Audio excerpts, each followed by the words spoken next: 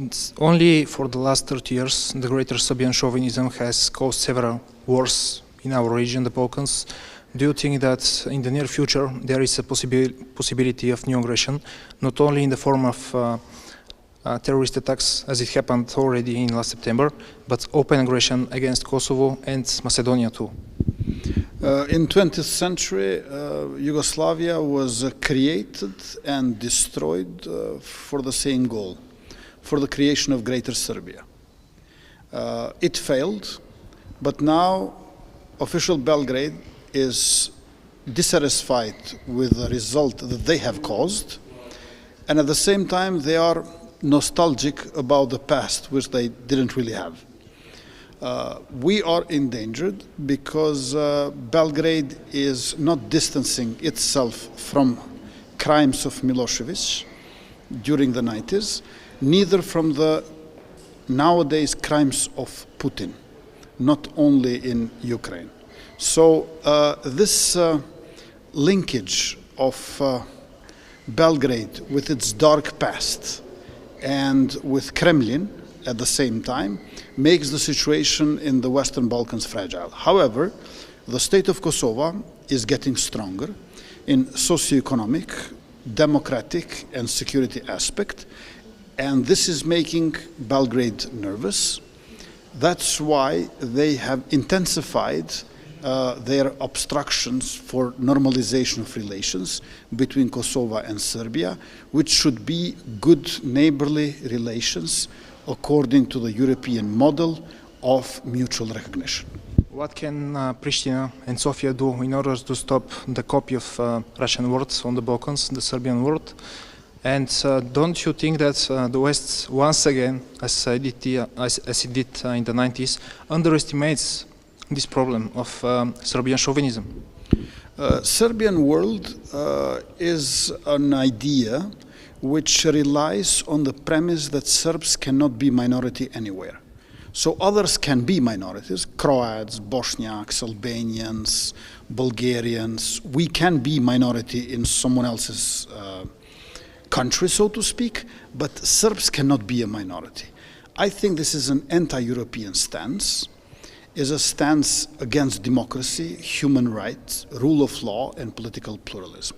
What we should do is we should strengthen our bilateral cooperations within the frame of European Union and NATO, which imply both value-based policies, but at the same time inclusive interest for the well-being of all the people, focused on citizens and beneficiaries. So I believe that more cooperation and more Europe in our region is the solution.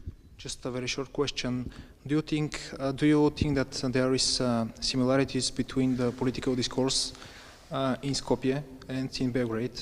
And do you think that their goal of entering EU and blocking Russian influence is sincere? North Macedonia is a neighboring country for Kosovo.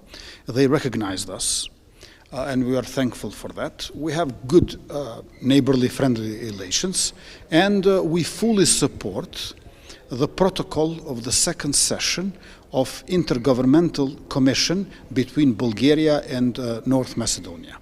North Macedonia is member of NATO, and I think this is something which makes North Macedonia safe, but also all of our relations good, and I'm optimistic about the future, that there will be constitutional changes and all of the region will be included into European Union, of course, those who want.